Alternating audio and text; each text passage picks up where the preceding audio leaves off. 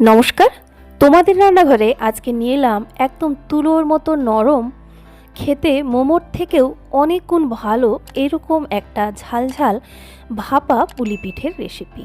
তো মিষ্টি পিঠে তো অনেক হলো বন্ধুরা, চলুন আজকে শেয়ার করি আপনাদের সঙ্গে একদম মুখরোচক একটা পিঠের রেসিপি। এর জন্য প্রথমে একটা পুর তৈরি করতে হবে। তার জন্য ভালো করে কড়াই গরম করে তাতে দিয়ে দিলাম সর্ষের তেল। সর্ষের তেলে পুরটা তৈরি করলে টেস্ট ভালো হবে। তেলটা কম বেশি করে নিজের মতো দিয়ে দেবেন। এবারে তেলটা বেশ ভালো করে ধোঁয়া ওঠা গরম করে কড়াইতে ভালো করে ছড়িয়ে নিতে হবে, যাতে পুরটা তৈরি করতে সুবিধে হয়। এবার এর মধ্যে দিয়ে দেব 1 টেবিল চামচ মতো আদা ছেঁচা। আদাটা হয় খুব মিহি করে কুচিয়ে নিতে হবে, নয়তো সেটাকে থেতো করে দিতে হবে। একই পরিমাণ রসুন থেতো করে দিয়ে দিলাম। এবারে আদা রসুনের কালারটা হালকা চেঞ্জ হওয়া পর্যন্ত একটু নাড়াচাড়া করে নিন। এবার এর মধ্যে অ্যাড করছি স্বাদ মতো কাঁচা লঙ্কা। রেসিপিটা যেহেতু ঝাল বানাচ্ছি, তাই ঝালটা অবশ্যই যে যার স্বাদ মতো দিয়ে দেবেন। এবারে 3টে ছোট্ট সাইজের পেঁয়াজ একদম মিহি করে কুচিয়ে দিয়ে দিলাম। এই পেঁয়াজটাকে খুব বেশি ভাজার কোনো দরকার নেই, কয়েক সেকেন্ড নাড়াচাড়া করে মিশিয়ে নিয়ে এর মধ্যে এবার অ্যাড করছি আমি আলু। এখানে একটা ছোট্ট সাইজের আলু আমি দিচ্ছি, তবে আলুটা জাস্ট পুরটাতে একটু বাইন্ডিংটা ঠিকঠাক নিয়ে আসার জন্য আমি দিলাম। সেরকম হলে স্কিপও করা যাবে, কোনো অসুবিধে নেই। আলুটা দিয়ে অল্প নাড়াচাড়া করে নিচ্ছি। এবার এর মধ্যে আমি অ্যাড করব স্বাদ মতো নুন। নুনটা অবশ্যই স্বাদ মতো ঠিকঠাক যেন থাকে, যে কোনো ঝাল রেসিপিতে নুনের পরিমাণ ঠিক না হলে রেসিপি খেতে ভালো লাগবে না। একেবারে অল্প একটু হলুদ গুঁড়ো দিলাম, আর হাফ চা চামচ ধনে গুঁড়ো, হাফ চা চামচ জিরে গুঁড়ো দিয়ে দিচ্ছি। আপনি অবশ্যই লঙ্কার গুঁড়ো অ্যাড করতে পারেন, তবে আমি এখানে লঙ্কার গুঁড়োটা ব্যবহার করছি না, শুধু কাঁচা লঙ্কা দিয়েই বানাচ্ছি। এবার এর মধ্যে অল্প নাড়াচাড়া করে মেশাবো যে জিনিসটা, সেটা হলো চিকেন। আপনি চিকেন যদি না থাকে বাড়িতে বা না সম্ভব হয় আনা, এর বদলে সোয়াবিন ব্যবহার করতে পারেন।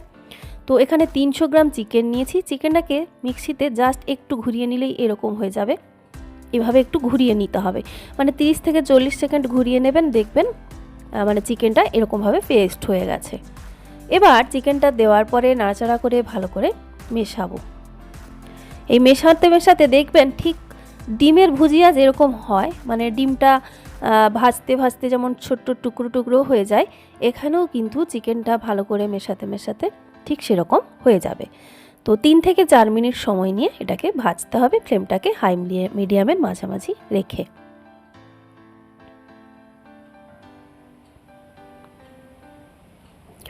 একদম ঠিক দেখুন যেরকম হয়, ডিমকে গুঁড়ো গুঁড়ো করে ভাজলে সেরকম অবস্থায় এসে গেছে। এবার এর মধ্যে অ্যাড করছি আমি কিছু সবজি, শীতকালীন কিছু সবজি। আমি এখানে ব্রকলি, ফুলকপি, বিনস, তারপরে গাজর রয়েছে, বাঁধাকপি রয়েছে, এগুলো দিচ্ছি। এই না যে এগুলো না থাকলে রেসিপিটা তৈরি করা যাবে না। আপনার বাড়িতে যা থাকবে সেটাই আপনি অ্যাড করে দেবেন, যা না থাকবে সেটা স্কিপ করবেন। তো এই সবজিগুলো দেওয়ার পর কিছু ক্যাপসিকাম কুচানো আমি দিচ্ছি। ক্যাপসিকামটা আদা রসুন পেঁয়াজ এগুলো দেওয়ার চেষ্টা করবেন। এবারে এর মধ্যে দিয়ে দিলাম কিছু পেঁয়াজ পাতা, কাঁচা পেঁয়াজের পাতা, আর কিছু ধনে পাতা কুচি। এবার সব কিছু ভালো করে মিশিয়ে ফ্রাই করব। তো প্রথমে ভালো করে মিশিয়ে নিয়ে এটাকে যদি একটু ঢাকা দিয়ে দেওয়া হয়, তাহলে সবজিগুলো তাড়াতাড়ি সেদ্ধ হয়ে যাবে। তো সেই জন্য সব কিছু ভালো করে একটু মিশিয়ে নেওয়ার পরে আমি এটাকে ঢাকা দিয়ে রাখছি 3 থেকে 4 মিনিট। একটু ফ্লেমটাকে অবশ্যই কমিয়ে দেবেন, যাতে কোনোভাবে নিচটা পুড়ে না যায়। 3 থেকে 4 মিনিট পর ঢাকা খুলে এবার নাড়াচাড়া করব। আর এই সবজিগুলো বেশ ভালো করে কিন্তু ভাজা হয়ে যেতে হবে এবং নরম হয়ে যেতে হবে, আর যতটা সম্ভব সব কিছু একসঙ্গে মিশিয়ে নিতে হবে। খুব অল্প তেলেই রেসিপিটা তৈরি, কিন্তু ভীষণ টেস্টি একটা পুর তৈরি হয়। ভাজতে ভাজতে দেখতে পাচ্ছেন অনেক নরম লাগছে, কালারটাও চেঞ্জ লাগছে, আর সব কিছু বেশ গুঁড়ো গুঁড়ো হয়ে গেছে, দেখতে পাচ্ছেন একদম সফট হয়ে গেছে। এরকম অবস্থায় এলে নুনটা একটু চেক করে নেবেন। আমি দেখলাম খেয়ে যে অল্প নুন কম রয়েছে, তাই নুনটা এই সময় অবশ্যই মিশিয়ে দিতে হবে। আর যেটা দিচ্ছি, আলু তো দিয়েছিলাম বাইন্ডিংয়ের জন্য, তো এখানে আরও ভালো করে যাতে পুরটা তৈরি হয় 1 চা চামচ কর্নফ্লাওয়ার দিয়ে দিলাম। তো তো এই কর্নফ্লাওয়ারের পরিমাণটা আপনি চাইলে আর একটু বাড়িয়ে দিতে পারেন আলুটা স্কিপ করে। এবার ভালো করে সব কিছু একসঙ্গে মিশিয়ে 2-3 মিনিট ধরে আরও নাড়াচাড়া করে পুরটাকে তৈরি করে নিতে হবে। একদম আস্তে আস্তে দেখবেন একটা মানে দলা পাকানো অবস্থায় চলে আসছে, এরকম হলে বুঝবেন পুর রেডি। এবার এই পুরটাকে কিন্তু রেসিপি তৈরির আগে ঠান্ডা করে নিতে হবে। এবার আপনাদের দেখায় এই রেসিপির জন্য যে ডোটা তৈরি করব সেটা কিভাবে তৈরি করলাম। এই জায়গাটা স্কিপ করবেন না, মাপ যেন ঠিকঠাক হয়। গ্যাসে একটা কড়াই বসিয়ে তাতে একটা 250 ml কাপে 3 কাপ জল দিচ্ছি। 750 ml, আমি ml দিয়ে বলছি না, যে কাপ নেবেন সেই কাপের মাপে সব কিছু দেবেন। এখানে 3 কাপ জল দিলাম। স্বাদ মতো নুন, এখানে প্রায় 1 চা চামচ কিন্তু আমি নুন দিয়ে দিলাম। তো নুন আপনি নিজের স্বাদ মতো একটু কম বেশি করবেন, তবে পরিমাণটা যেরকম রয়েছে প্রায় 1 চা চামচ নুন লাগবে। এবারে দেখুন একটা মিশ্রণ তৈরি করে নিচ্ছি কয়েকটা উপকরণ দিয়ে। ওই একই কাপের 1 কাপ সুজি নিলাম, হাফ কাপ দিচ্ছি ময়দা, আর এখানে হাফ কাপ আমি সেদ্ধ শুকনো চালের গুঁড়ো ব্যবহার করছি, মানে সেদ্ধ চালের শুকনো গুঁড়ো। আপনি যদি এই চালের গুঁড়িটা না থাকে তাহলে পুরো 1 কাপ ময়দা বা হাফ কাপ আটাও কিন্তু ব্যবহার করতে পারেন চালের গুঁড়ির বদলে। এবারে এই 3টে উপকরণকে ভালো করে একসঙ্গে মিশিয়ে নিচ্ছি। এবার জলটা যখন হালকা হালকা এরকম ফুটতে শুরু করছে দেখবেন, সেই সময় এই মিশ্রণটাকে এর মধ্যে অল্প অল্প করে মেশাবো আর মানে ঢালবো এবং সেই সঙ্গে ভালো করে মেশাতে হবে, নিচে যাতে দলা না পাকিয়ে যায়। গ্যাসটা কমিয়ে রেখেই কাজটা করবেন। সবগুলো দিয়ে দিয়েছি, এবার ভালো করে মিশিয়ে নেব। 1 থেকে 1.5 মিনিটের মধ্যেই কিন্তু দেখবেন যে পুরোপুরি জলটা একবারে টেনে নিয়েছে আর কড়াই থেকে ডোটা ছেড়ে উঠে আসছে। এরকম অবস্থা পর্যন্ত যখন আসবে তখন গ্যাসটা বন্ধ করে দিতে হবে। দেখুন জল পুরো টেনে নিয়েছে, কড়াইতে লাগতে শুরু করছে।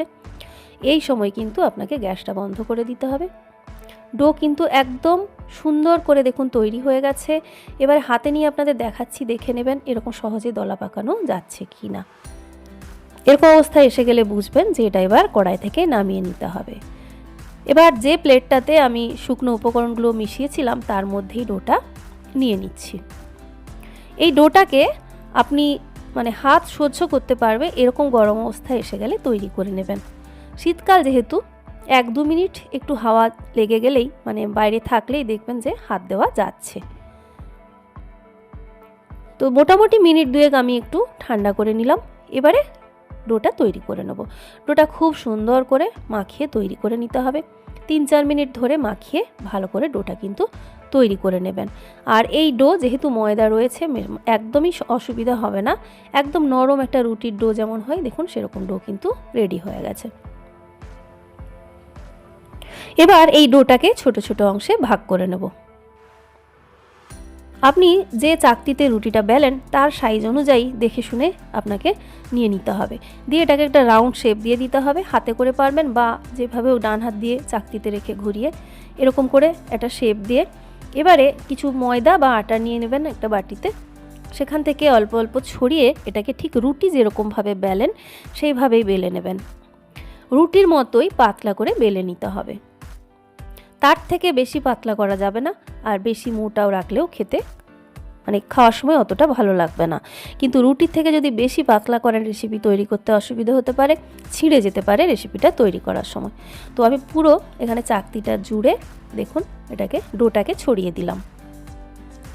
ঠিক রুটি যেরকম খান সেরকমভাবেই থিকনেসটা রাখবেন। এবার পিঠেগুলো তৈরি করছি কিভাবে দেখুন। যে পুরটা রেডি করেছি অবশ্যই ঠান্ডা করে নেবেন, নাহলে পিঠে ফেটে যাবে। এরকম একটা শেপ দিয়ে ঠিক যেভাবে দেখুন ফোল্ড করছি ফোল্ড করে নেবেন। কোনো রকম ছাঁচ ছাড়া বা যারা আছেন যে মোমো তৈরি করতে পারেন না কোনো ডিজাইন দিয়ে, আমি নিজেও পারি না, তো তাদের জন্য এটা কিন্তু খুব সহজ একটা প্রসেস। দেখুন মুখটা এভাবে সিল করে দেবেন। তারপর একটা বাটিকে ঠিক যেভাবে বসাচ্ছি দেখুন, বাটির অর্ধেকটা এইখানে ডোয়ের ওপরে থাকছে আর অর্ধেকটা বাইরে আছে, দেখতে পাচ্ছেন। রেখে জাস্ট ঘুরিয়ে দিন, দেখুন পিঠে একদম সুন্দর তৈরি হয়ে গেল। যারা পিঠে এমনি হাতে পুলি পিঠে তৈরি করার সময় শেপ দিতে গিয়ে বা শিল করার সময় অনেক সময় পারেন না, পিঠে খুলে যায়, এখানে দেখুন শিল করতেও হলো না, কিছু না, অটোমেটিক শিল হয়ে গেছে। দেখুন কি দুর্দান্তভাবে পিঠেগুলো কিন্তু তৈরি করা যায়, ভীষণ সহজ একটি পদ্ধতি। তো আমি আপনাদের আরও একটা কেটে দেখাচ্ছি। দেখুন এইভাবে দিয়ে ফোল্ড করে মুখটাকে ভালো করে আঙুল দিয়ে চেপে চেপে শিল করে দিন। তারপর বাটিটা যেটা বললাম অর্ধেকটা ডোর উপর রাখুন, মানে যেখানে পুরটা রয়েছে পুরটা যেন পুরোটা বাটির ভেতরে থাকে। তারপরে অর্ধেকটা বাটিটা দেখুন বাইরে আছে, এভাবে ঘুরিয়ে কেটে দিন। কত সহজে পিঠেগুলো তৈরি করা যায়। তো এইভাবে প্রত্যেকটা পিঠেকেই আমি কিন্তু তৈরি করে নিচ্ছি। এই পিঠের একটা সুবিধে হচ্ছে, বাড়িতে কোনো গেস্ট এলে যদি আপনার মনে হয় আপনি খাওয়াতে চান, আগের থেকে বানিয়ে ফ্রিজে কিন্তু রেখে 4-5 দিন রেখেও দিতে পারেন।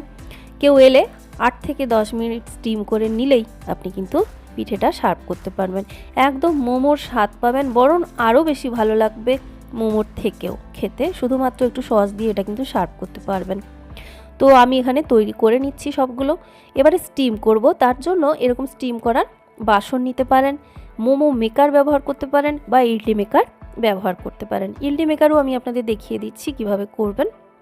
একটু তেল কিন্তু ব্রাশ করে নিতে হবে, তাহলে পিঠেটা কোনোভাবেই ছিঁড়ে যাওয়ার চান্সটা থাকবে না।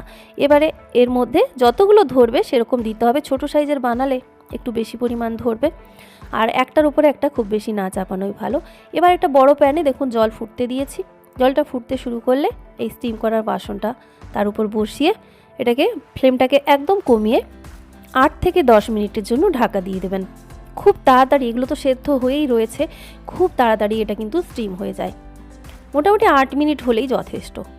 আর এদিকে আমি আপনাদের দেখাই ইডলি মেকারেও দেখুন জল বসিয়ে দিয়েছি। জলটা যখন ফুটতে শুরু করছে সে একইভাবে কিন্তু ইডলি মেকারের যে মোল্ডগুলো হয় সেখানে আপনি পিঠেগুলো দিয়ে স্টিম করতে পারবেন।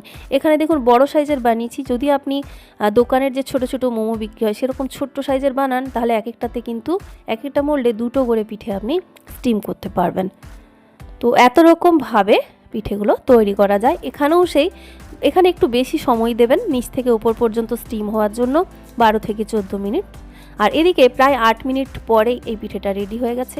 ঢাকা খুলে একটু চেক করবেন, আঙুলে জল লাগিয়ে দেখবেন, যদি দেখেন নন স্টিকি লাগছে, মানে একদম চিটচিট করছে না, তাহলে বুঝবেন পিঠে একদম রেডি। সঙ্গে সঙ্গে এই পিঠেটা ওইখান থেকে তুলতে যাবেন না, ছিঁড়ে যাওয়ার চান্স থাকছে।